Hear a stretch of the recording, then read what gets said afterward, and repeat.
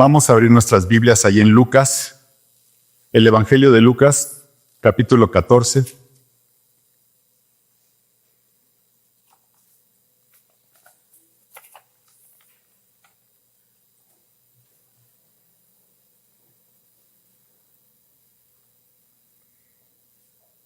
Lucas capítulo 14, a partir del versículo 25, la palabra de Dios dice: Grandes multitudes iban con él y volviéndose les dijo: Si alguno viene a mí y no aborrece a su padre y madre y mujer e hijos y hermanos y hermanas y aún también su propia vida, no puede ser mi discípulo. Y el que no lleva su cruz y viene en pos de mí, no puede ser mi discípulo. Porque ¿quién de vosotros, queriendo edificar una torre, no se sienta primero y calcula los gastos a ver si tiene lo que se necesita para acabarla? No sea que después que haya puesto el cimiento y no pueda acabarla, todos los que lo vean comiencen a hacer burla de él, diciendo: este hombre comenzó a edificar y no pudo acabar.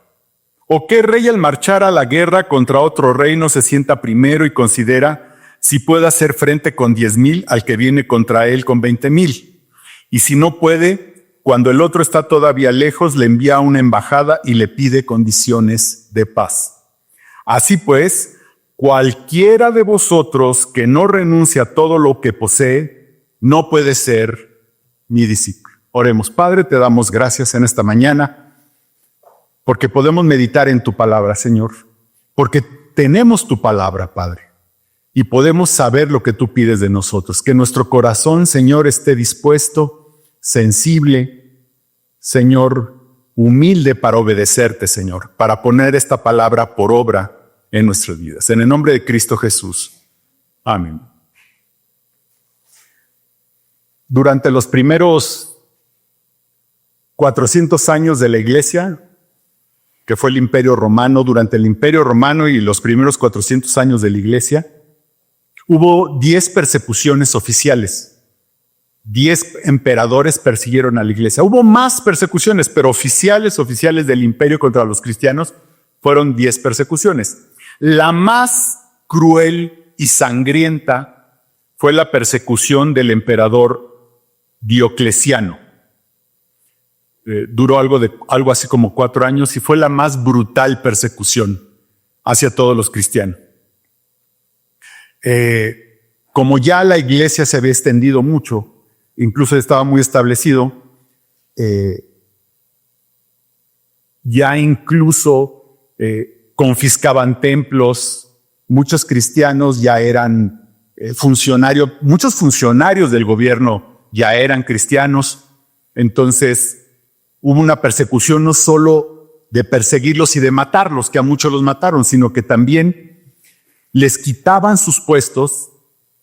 Hay un caso muy famoso de un general, creo que lo conté la vez pasada. Les quitaban sus puestos o la función que tenían en el gobierno. Les quitaban sus propiedades, aquellos que eran, pues que tenían propiedades. Pero lo más cruel es que con tal de que renegaran de la fe cristiana, a veces mataban a los hijos. Entonces tomaban una familia, amenazaban con matar a los niños si el papá o la mamá no renegaban, ¿verdad? Y pues fueron muy pocos los casos en que negaron su fe. La mayoría de las veces mataban a los niños y mataban a los padres y perdían sus bienes y perdían todo.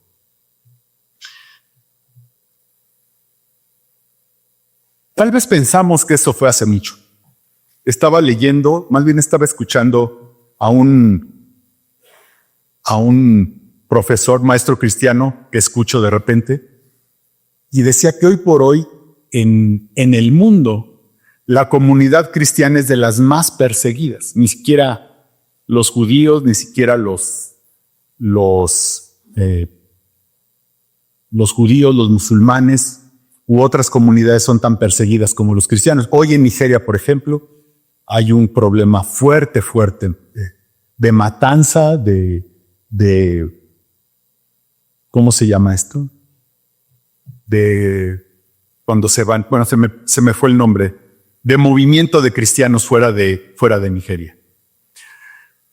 ¿Por qué les cuento todo esto, hermanos? Porque la condición de los cristianos durante la mayor parte de nuestra historia ha sido de persecución. La mayor parte de los 2000 años, o un poco más de 2000 años, que el cristianismo está sobre la tierra, la mayor parte de ese tiempo los cristianos hemos sido perseguidos por el Imperio Romano, ¿verdad? Y luego por el Imperio Romano convertido, ¿verdad?, en el romanismo, la Iglesia Católica Romana. O por otros gobiernos, siempre han perseguido a los cristianos. Y a veces, hermanos, cuando vivimos en un país como en el que nosotros vivimos actualmente, que somos tolerados, que es legal, que podemos hablar de Cristo libremente, a veces no entendemos, cuando Cristo habla en este pasaje, no entendemos el alcance de lo que el Señor quería decir. A veces no alcanzamos a comprender este alcance del Señor. Y a veces las iglesias occidentales de este lado, donde está permitido el cristianismo, ¿verdad? Hay cosas de los cristianos que nos sentimos orgullosos, hermano, y que sin embargo el Señor Jesucristo no le daba tanta importancia. Les voy a dar un ejemplo. Dice, grandes multitudes iban con él, versículo 25, y volviéndose les dijo. Hoy medimos iglesias exitosas, ¿verdad? Medimos iglesias que han sido exitosas por el número de personas que asisten. Si vemos una iglesia donde asisten 3, 4,000, 5,000 personas, nos parece que esa iglesia es muy exitosa. Si hay una iglesia que además tiene un show muy bueno aquí al frente, también nos parece que es muy exitosa. Y van 5,000 o 6,000 personas y pensamos que esas multitudes es un síntoma de la bendición de Dios. No quiero decir que no lo sea, hermanos. Solo que ser seguidor de Cristo, auténticamente seguidor de Cristo, no es fácil. A veces pensamos, y ya es así, que recibimos la salvación gratis, y es así. Pero no fue gratis la salvación. Y les voy a decir algo más. La gracia no es barata, hermanos. La gracia no es barata. Y cuando hablo, no quiero decir que nos ganemos la salvación, ni que nuestras obras puedan obrar la salvación. Eso es una herejía. Como lo he dicho a través de todos estos sermones, el Evangelio es que Dios hace todo y nosotros hacemos absolutamente nada. Pero hermanos, el Señor mismo nos advirtió que seguirlo tenía un costo. Seguirlo, ser su discípulo tenía un costo, pero además tenía un costo que debíamos evaluar. Antes de decidir seguirlo.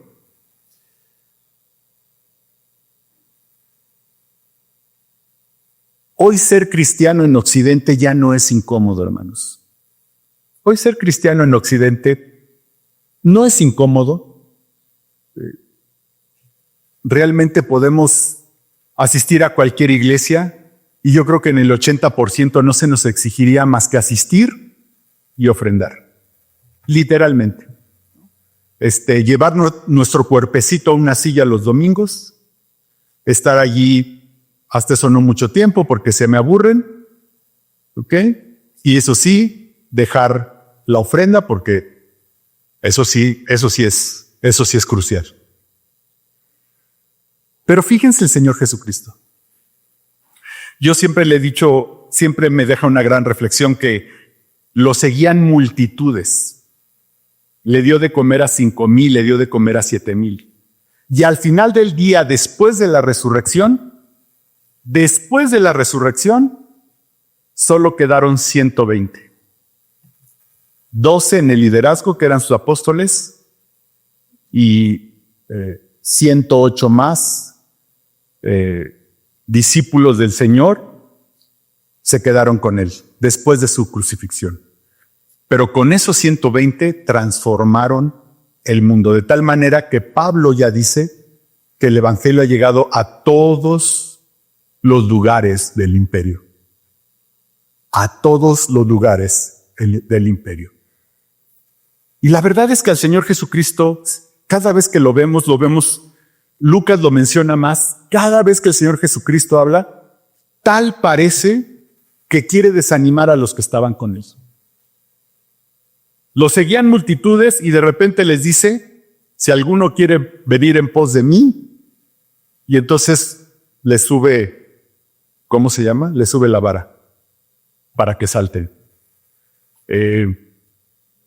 Cuando hizo el milagro de darle de comer a 5,000, ¿verdad? Pasa del otro lado y ahí vienen y empieza a hablar cosas muy duras, de tal manera que dice que desde ese momento muchos lo dejaron de seguir. Y incluso les dice a sus apóstoles, si ustedes también quieren irse, a caminar.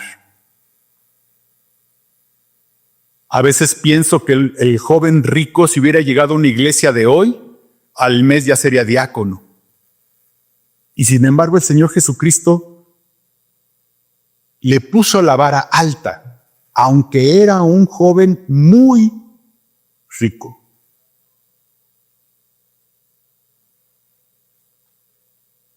Hoy en las iglesias se ofenden con una facilidad, hermano. Por quítame estas pulgas, muchas personas dejan de ir a la iglesia, creen que este es un lugar, o creemos que este es un lugar, ¿verdad?, para estarnos acariciando nuestros pecados. Y hermanos, todos somos pecadores. Nadie de aquí nos podemos poner de pie. Pero la iglesia es un lugar para incomodarnos, hermanos. La iglesia es un lugar para incomodarnos. Si usted está cómodo en esta iglesia, hermano, es mi culpa porque yo tengo que incomodar. Nos tenemos que incomodar todos. La semana pasada estudiamos lo que implica seguir a Jesús, lo que implica ser discípulo. Hoy meditaremos en si estamos dispuestos a pagar el costo de seguir al Señor. Si estamos dispuestos a las consecuencias de seguir a Jesús. Si estamos conscientes de lo que implica, del costo que tenemos que pagar por seguir a Jesús. Lo primero que debemos de entender es que ser discípulo implica que Él es lo único de nuestra vida, el amor más grande de nuestra vida. Versículo 25, grandes multitudes iban con él y volviéndose les dijo, si alguno viene a mí y no aborrece a su padre y madre y mujer e hijos y hermanos y hermanas y aún también su propia vida, no puede ser mi discípulo. Y el que no lleva su cruz y viene en pos de mí, no puede ser mi discípulo.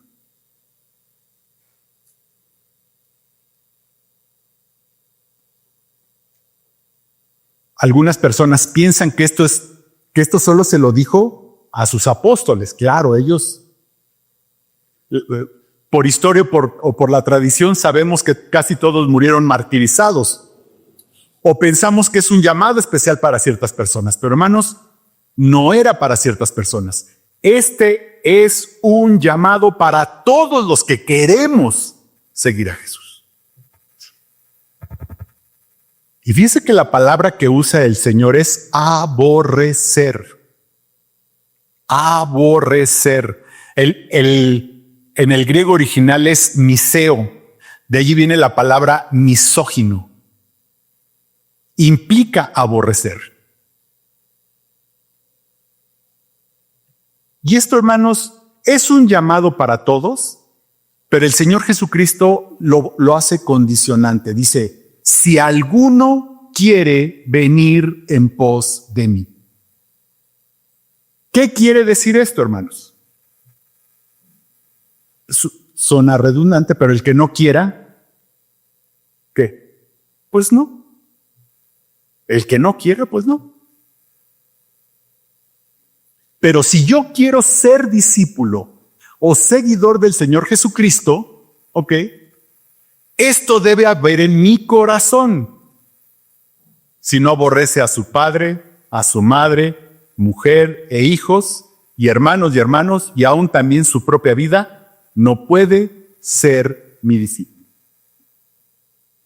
Yo no sé en qué momento, ¿verdad?, establecimos una serie de prioridades que a mí sinceramente lo creía y hace mucho yo así lo enseñaba, pero desde hace un tiempo me han parecido absurdas, ¿no? Y entonces decimos esto, primero Dios, ¿no? No, pero además somos muy listos. Primero Dios, luego la familia, luego la iglesia, y luego mi trabajo, y luego yo. Y hermanos, eso es me parece absurdo. Le voy a decir por qué, hermanos. Dios es todo. Este pasaje dice, Dios es todo. Ser discípulo del Señor Jesucristo es que Dios es todo en mi vida. Es todo. No es una de mis prioridades. Ni siquiera es la más alta prioridad que yo pueda tener. ¿Qué quiere decir esto? Lo que dice el Señor Jesucristo. Que Dios es el todo en todos. Dios es todo. Ahora, cuando habla de la palabra aborrecer, déjeme explicarlo cuando dice, y aún también su propia vida, o sea que debemos de aborrecer nuestra propia vida, no puede ser mi discípulo. Cuando dice aborrecer nuestra propia vida, esto lo podemos entender. Si dice aborrecer nuestra propia vida, hermanos, no quiere decir que nos vamos a suicidar. Dice, debe aborrecer su propia vida. No quiere decir que nos vamos a suicidar. No quiere decir que vamos a dejar de comer. No quiere decir que vamos a descuidar nuestro cuerpo, nuestra salud. Cuidamos nuestra vida, cuidamos nuestra salud, cuidamos nuestros alimentos. Incluso hacemos cosas para ser sanos. Pero en una encrucijada entre Cristo y nuestra vida, entregaríamos nuestra vida sin pensarlo. A eso se refiere con aborrecer su propia vida. En las encrucijadas.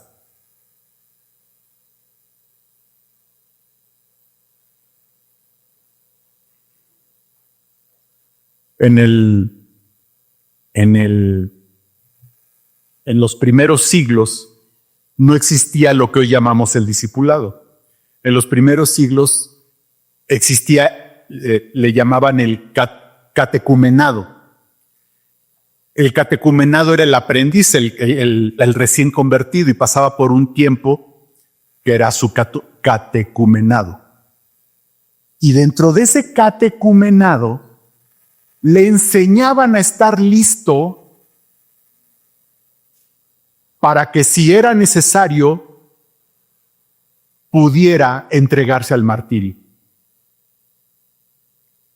O sea, en profundización espiritual es como si metiéramos la materia. Hermano, ¿qué pasa si usted tiene que enfrentar el martirio? Eso les enseñaban. Porque era muy probable que en algún momento tuvieran que enfrentar el martirio. No era discipulado, era el catecumenado. Entonces, cuando hablamos de aborrecer a nuestra familia, a nuestro padre, no quiere decir, esto no se contradice con honrarás a tu padre y a tu madre. No se contradice, cuidado. No se contradice con el hecho de que debemos de amar a nuestra esposa como Cristo amó a su iglesia y que debemos amar a nuestros hijos y corregirlos. No se contradice. Es en las encrucijadas, hermano, donde tenemos que decidir qué amamos más. Allí es en las encrucijadas. ¿Qué es lo que más amamos?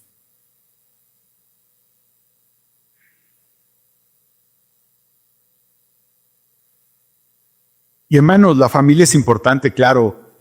Son cosas importantes. Todo eso es importante. Pero Cristo es todo. No es importante. Cristo es todo. Y fíjese nada más. 27. Y el que no lleva su cruz y viene en pos de mí no puede ser mi discípulo. Dice, el que no aborrece su propia vida y el que no lleva su cruz. Insisto, no demostramos esto al enfrentar la muerte o al enfrentar un posible martirio. No lo demostramos allí, hermano. ¿Cómo demostramos que aborrecemos nuestra propia vida? ¿Cómo se ve que aborrecemos nuestra propia vida? ¿Cómo entendemos aborrecer nuestra propia vida? Y llevar una cruz. Si aborrecemos nuestro yo, nuestro ego, nuestra carne, lo que merecemos, lo que nos hemos ganado, nuestra fama, nuestro prestigio, nuestra forma de vida. La cruz, lo dije la semana pasada, es un instrumento de sacrificio, un instrumento de tortura y de sacrificio. Es llevar nuestra vida a ese instrumento para morir nuestro ego, nuestro yo, lo que somos, morir en esa cruz. Todos los días. Romanos 6 dice que ya fuimos crucificados, que nuestro viejo hombre ya ha sido crucificado, que ahora tenemos que morir cada día en esa cruz, aborreciendo nuestra propia vida. Hay personas que se quejan y dicen, se quejan de lo que sea. Es que esto no es vida. Es que amas demasiado lo que tú consideras que es tu vida.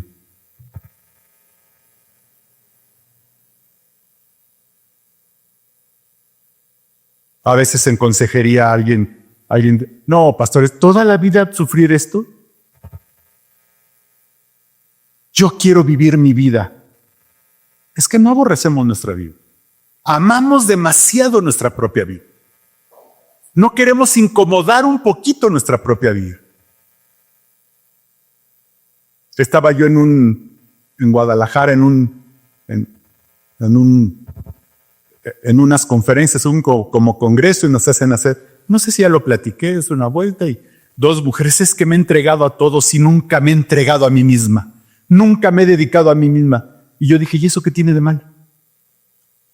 O sea, ¿y en dónde está lo malo servir a otros? Yo no sé siquiera si me he entregado a mí, Yo no sé si mi papá se preguntó alguna vez, que trabajó toda su vida para mantenernos, alguna vez se preguntó si él no se había dedicado a sí mismo. He hablado con él, nunca me ha mencionado nada. Pero es que vivimos en una era de mucho ego, hermano. En una era de yo, en una era en donde nos merecemos, en donde todos exigimos nuestros derechos, en donde todos tenemos un merecimiento. Véalo en la iglesia. A veces en la iglesia, no, es que las cosas deben de ser así, ¿no? Y los maestros deben de actuar de tal manera, y fulano tiene que ser de tal manera, y el hermano tiene que ser de tal manera. Y yo siempre preguntaría, ¿y tú, hermano, cómo debes de ser? Porque a veces exigimos cómo queremos que sean con nosotros. ¿Y tú qué aportas, hermano, a la iglesia? Porque criticar a la iglesia pues, es fácil, hermano. ¿Qué aportas tú a la iglesia? ¿Cuánto de tu vida estás entregándola a la iglesia? Y ser discípulo empieza porque Cristo sea el único en nuestra vida, el único. Segundo, ser discípulo no es una decisión compulsiva. Tenemos que evaluar si pagaremos el costo y sus implicaciones. No es una decisión impulsiva ser discípulo de Cristo. Dice el Señor, después de haber dicho lo que implica ser discípulo de Él, si me quieres seguir, esto es lo que implica. Cristo tiene que ser el todo de tu vida. Y fíjense lo que dice, versículo 28. Porque ¿quién de vosotros, queriendo edificar una torre, no se sienta primero y calcula los gastos a ver si tiene lo que necesita para acabarla? No sea que después que haya puesto el cimiento y no pueda acabarla, todos los que la vean comiencen a hacer burla de él, diciendo, este hombre comenzó a edificar y no pudo acabar. ¿O qué rey, al marchar a la guerra contra otro rey, no se sienta primero y considera si puede hacer frente con 10,000 al que viene contra él con 20,000? Y si no puede, cuando el otro está todavía lejos, le envía una embajada y le pide condiciones de paz. Para seguir a Jesús, lo que está diciendo aquí el Señor Jesucristo es, antes de seguir, esto es lo que es seguirme, pero antes de seguirme tienes que evaluar si quieres pagar el costo y si tienes lo suficiente para seguirme. Si quieres pagar el costo de seguirme. Porque emocionalmente sí quiero seguir a Jesús, quiero ser su discípulo y entonces empezamos y queremos ser sus discípulos sin saber exactamente qué implica ser discípulo de Cristo.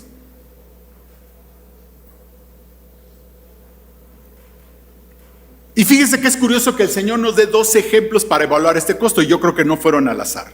Nos da 2 ejemplos para evaluar este costo. Uno se refiere a la construcción. Si alguno quiere edificar una torre, primero hace cuentas. ¿Qué tal que poniendo el fundamento no la termina y termina haciendo burla de otros? Y el otro es un ejemplo de la guerra. Dice, ¿y qué rey que va a la guerra contra otro? Dice, oye, yo tengo 10,000, el otro tiene 20,000. Pues antes de enfrentarnos, le mando una embajada y hacemos la paz. Qué curioso que sean estos 2 ejemplos. Y le voy a decir, hay una razón por la que el Señor Jesucristo puso un ejemplo de construcción y un ejemplo de guerra. Porque los cristianos son las 2 funciones que tenemos. Somos edificadores y somos guerreros o soldados en el reino de Dios. Usted y yo hemos sido llamados a edificar el reino y a edificarnos unos a otros. Y también hemos sido llamados a pelear la batalla, a pelear en la guerra espiritual en la que estamos. Somos edificadores, 1 Corintios 3:10, conforme a la gracia de Dios que me ha sido dada, yo como perito arquitecto puse el fundamento y otro edifica encima, pero cada uno mire cómo sobreedifica, porque nadie puede poner otro fundamento que el que está puesto, el cual es Jesucristo. Porque nadie, y si sobre este fundamento alguno edificare oro, plata, piedras preciosas, madera, heno, hojarasca, la obra de cada uno se hará manifiesta, porque el día la declarará, pues por el fuego será revelada, y la obra de cada uno, cual sea, el fuego la probará. Aquí habla de este que quiere construir una torre, y dice, y una vez que puso el fundamento, ¿quién es el fundamento? Lo dice aquí Pablo, el fundamento es Cristo. Puede ser que seamos creyentes, ponemos el fundamento que es Cristo, pero cuidado, nos quedamos a la mitad. Estamos llamados a edificar. Aquí lo dice Pablo.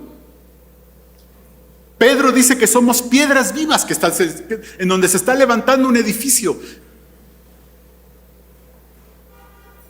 Y entonces lo que está diciendo el Señor Jesucristo es que pones el fundamento que es Cristo, comienzas a edificar, pero te quedas a medias. Porque no estás dispuesto a invertirlo todo. Porque no estás dispuesto al esfuerzo de acabar la obra.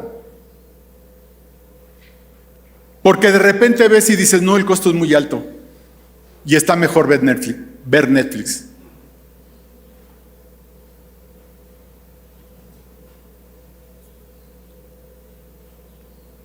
Porque está bien que yo sea cristiano, pero que Cristo sea el todo de mi vida. Soy cristiano, pero no tanto para eso. Eso es mucho fanatismo, hermano. A mí me lo han dicho. Eso es mucho fanatismo. Pero ese es el costo, que Cristo sea el todo. ¿Sabe qué gran verdad nos deja este pasaje? Que un cristiano que pone el fundamento, se pone a edificar y llega a la mitad, será la burla del mundo. Un cristiano a medias es la burla del mundo, hermanos. Un cristiano que tiene un pie aquí y otro pie en el mundo, un pie aquí y otro pie en las cosas de la vida, hermanos, ¿Sabe qué? Es un cristiano que es la burla del mundo.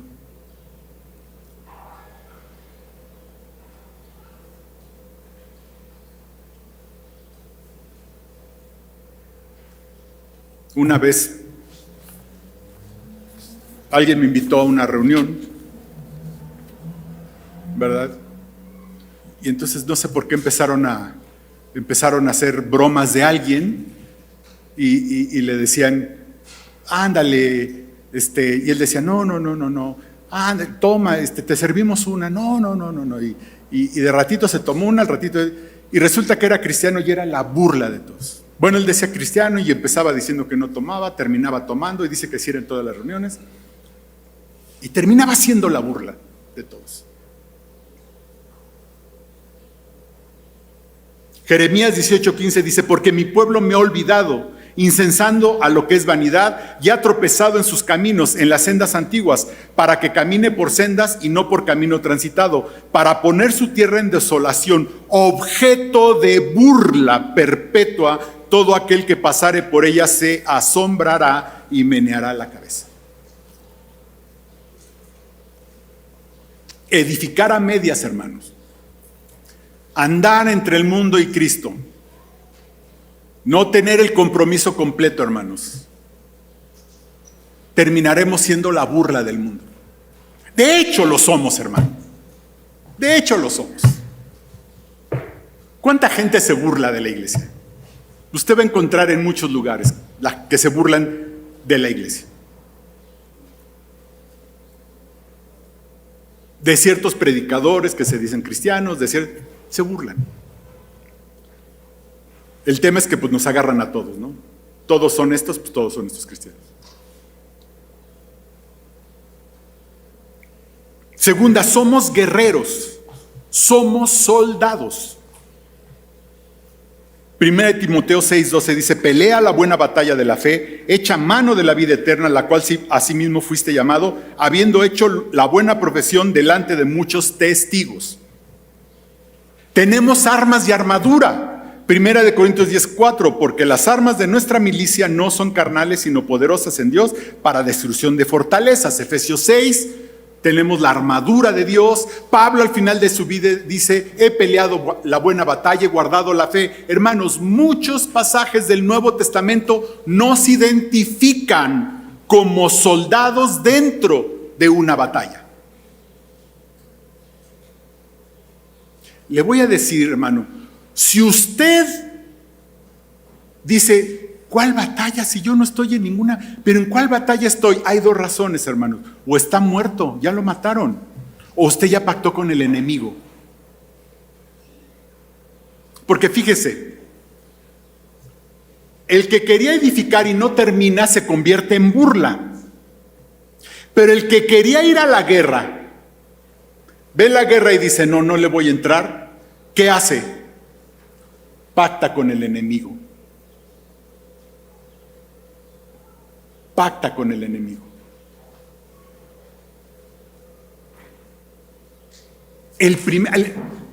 Satanás ataca en 7 fases siempre. Cuando usted ve un ataque de Satanás, está ahí en Esdras, algún día lo he explicado y algún día lo explicaré. El ataque de Satanás tiene 7 etapas. 7 etapas. La primera es pactar con nosotros, negociar con nosotros. Creo que he platicado esta anécdota varias veces. Llegaron aquí hace muchos años unos hermanos y ¿cómo estás? Qué bien que llegaron. Y de repente me entero que este hermano dirigía una célula y casi era pastor en la otra iglesia. Y entonces le digo, oye hermano, ¿por qué no te integras, ¿no?, al trabajo de la iglesia para hacer algo? Y brinca la esposa. No, ni se te ocurre invitarlo. Y dije, pero, no, ni se te ocurre invitarlo, Le digo, pero ¿por qué? No, dices que cada vez que se mete a la iglesia nos va mal, se le cae el trabajo. Y dice, ¿sabes qué? No, que no se meta a la iglesia porque siempre nos van mal. Y entonces dije, pues aquí ya pactaron con Satanás, ¿no? Aquí la hermana ya pactó con Satanás. Satanás dice, tú no te metas en mis terrenos y yo no me meto en los tuyos. Ya está el pacto. Por eso cuando renunciamos a la guerra, hermanos, Es porque ya pactamos con el enemigo. Es porque ya tenemos un pacto. Hermano, si desde hace un tiempo usted no se confronta, no se encuentra a Satanás de frente, va caminando en el mismo sentido. Va caminando con él.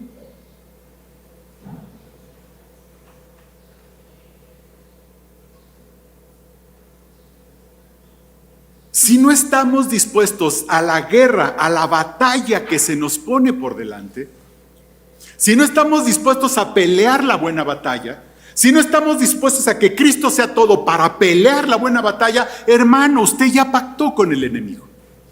Ay, pero que yo no hice nada. Lo pactó de facto. Satanás ya no se le acerca, usted ya tampoco se le acerca a él.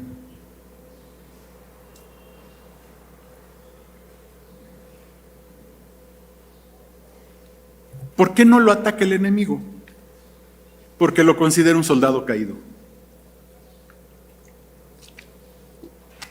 Él lo considera un soldado caído. Satanás es un gran general, hermanos. Él no va a gastar balas y trabajo en alguien que está ahí tirado. Él dice, fulanito no hace ni hace nada, ni trabaja, viene, da sus ofrendas, medio participa, no gana ni un alma. No, ahí déjalo tranquilo, ¿para qué? ¿No? Decía mi abuelo, ¿para qué gastamos pólvora en infiernitos?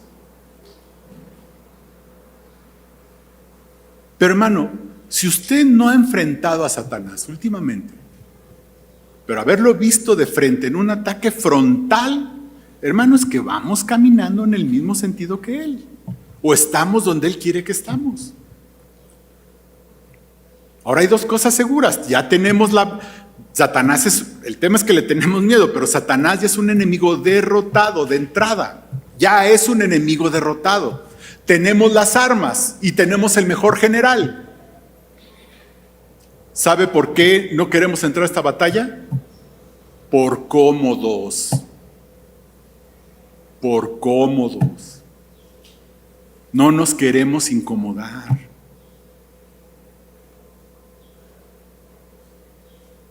No hay cómo incomodarnos. ¿Qué decimos? Ay, no.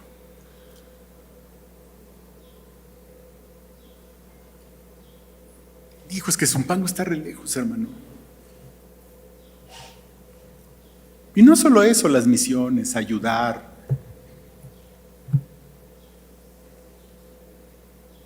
Y no hay nada más peligroso para el enemigo que un discípulo que disipula a otros.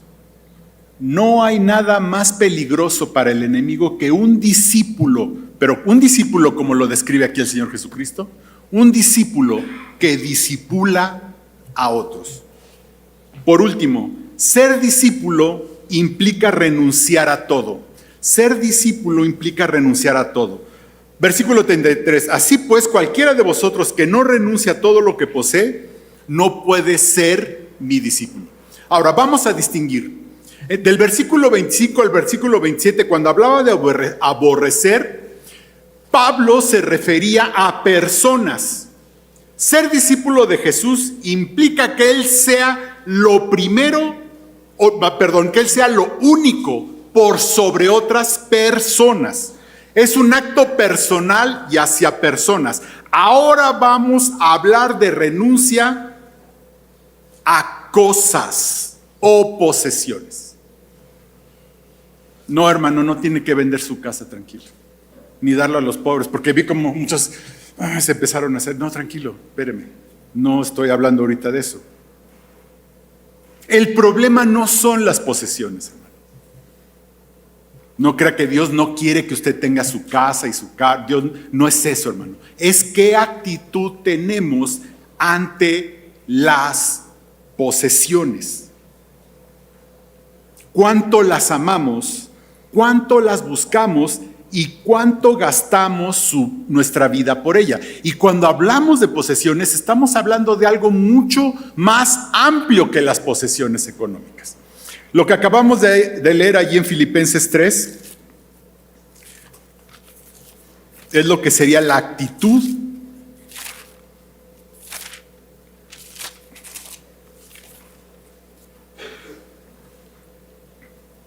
Filipenses 3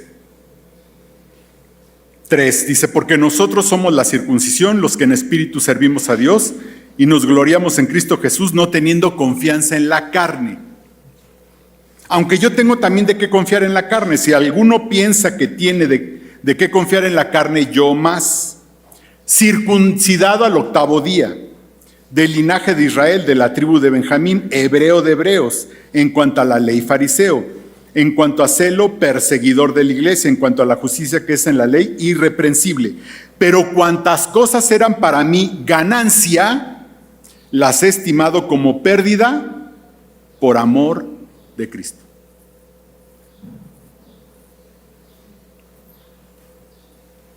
Pablo consideraba su currículum como pérdida. ¿Por quién? Por amor de Cristo. Hermano, es que no es malo que usted tenga esto. Que usted tenga posesiones, que usted estudie. Jóvenes deben de estudiar. Todos debemos de estudiar. De querer un mejor trabajo, por supuesto. Es que eso no está mal, hermanos. No me malentiendan. El asunto es cuál es nuestra actitud ante las posesiones. ¿Cuál va a ser nuestra actitud? ¿Cómo van a afectar nuestra vida? Sobre todo viviendo en medio de una sociedad tremendamente materialista y consumista.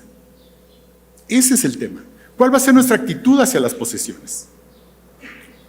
Hoy hay una controversia ahí en YouTube, ¿no? Que si el diezmo es bíblico, que si el diezmo no es bíblico, que el diezmo era del Antiguo Testamento. Y además es muy cierto, el diezmo es un tema del Antiguo Testamento, ¿eh? No es un tema del Nuevo Testamento.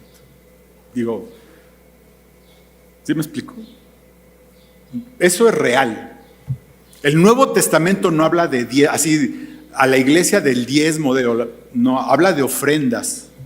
Y como dice uno de los que defienden, y la ofrenda es lo que tú quieras voluntariamente. Exacto. Dios espera de nosotros lo que Dios es. Dios espera de nosotros lo que Dios es. Y Dios es un Dios generoso. Generoso. Tan generoso que entregó a su Hijo por nuestros pecados. Generoso en todos los sentidos. Dadivoso. Generoso. ¿Qué espera Dios de nosotros? Un corazón que generoso, dadivoso. Ahora, no solo para sus ofrendas, hermanos, no estoy hablando de eso. Sí, parte de nuestra generosidad es para la iglesia, pero para ayudar, para abrigar, para sostener a otros en necesidad. ¿Cerramos la mano cuando vemos la necesidad? ¿Apretamos la mano cuando vemos una necesidad a nuestro alrededor? ¿O somos lo suficientemente dadivosos y generosos para ayudar?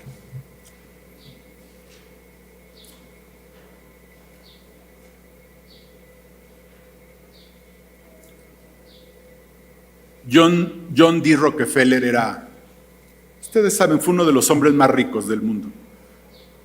Se hizo rico y extraordinariamente millonario en el petróleo. Él era bautista, por si no lo saben. Y entonces él decía que Dios le había dado un propósito, que era hacer dinero para adelantar el reino de Dios.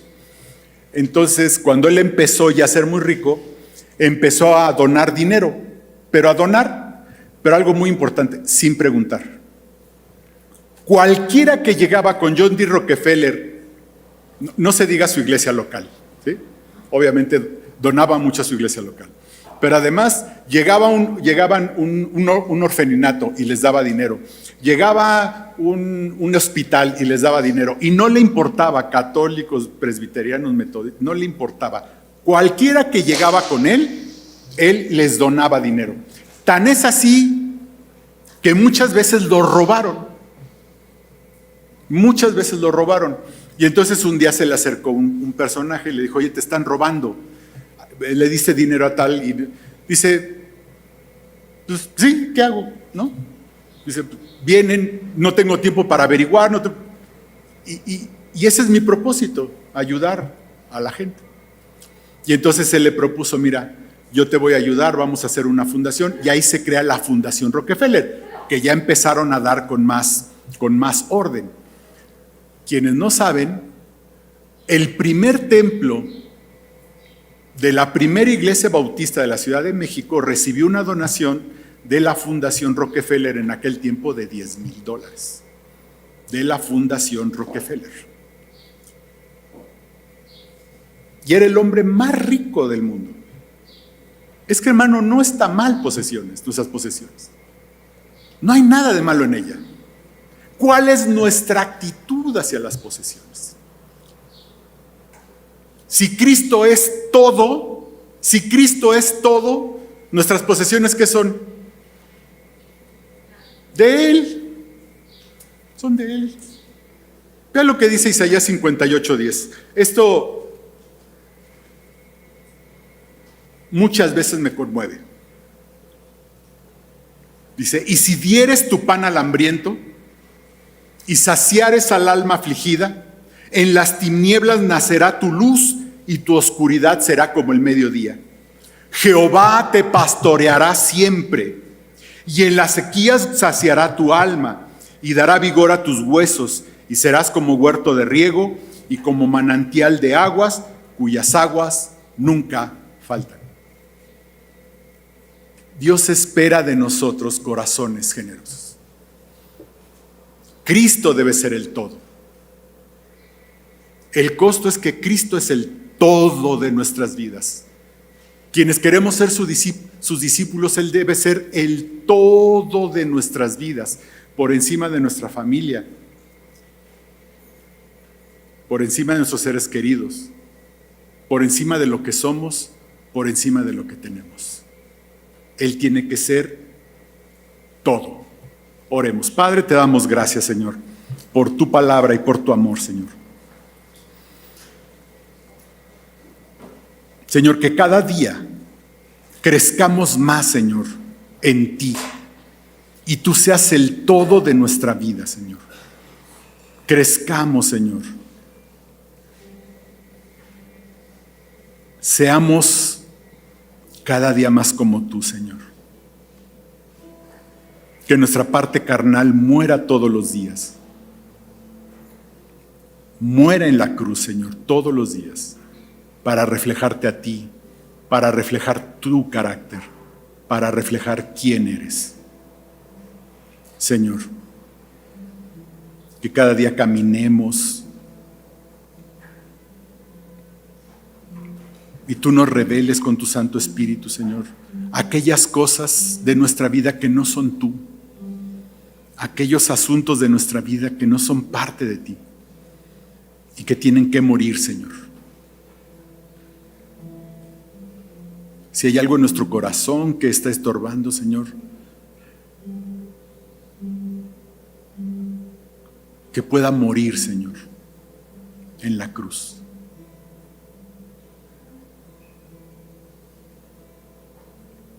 Y que, Padre, tú seas el todo en todo, Señor. Y así ser tus discípulos, Padre. Y caminar contigo cada día de tu mano. En el nombre de Cristo Jesús. Amén.